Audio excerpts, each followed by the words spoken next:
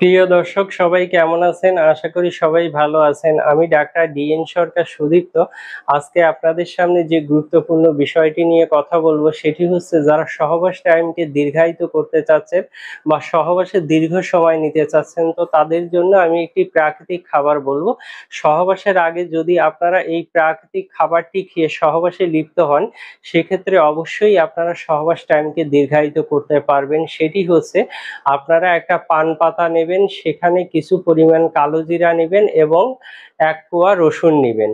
এই ৩ টি উপাদান মিলিয়ে আপনি যদি সহবাসের ০.৫ ঘন্টা আগে খেতে পারেন সেক্ষেত্রে আপনাদের সহবাস টাইম ৩৫ থেকে ৪০ মিনিটে উন্নীত হবে। তো দর্শক আর দেরি না করে অবশ্যই এই প্রাকৃতিক খাবারটি আপনারা আজ থেকেই খাওয়ার অভ্যাস গড়ে তুলুন। আর এই খাবারটি খেলে কোনো পার্শ্ব প্রতিক্রিয়া হবে না।